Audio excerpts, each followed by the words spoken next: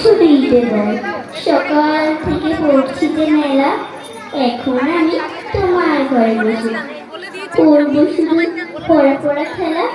তুমি বলছো দুপুর এখন সবে, না হয় আমার সত্যি হলো তাই। একদিন কি দুপুরবেলা হলে বিকেল হলে মনে করতে নাই, আমি তো বেশ ভাবতে পারি মনে। সূর্য ডুবে গেছে মাঠের শেষে, বাগদি বুড়ি চুপড়ি ভরে নিয়ে শাক তুলছে পুকুর পাড়ে এসে। আধার হলো মাদার গাছের তলা, কান্ডয়ে দিদির জল। হাটের থেকে সবাই এলো ফুল, মাঠের থেকে এলো চাষির দল।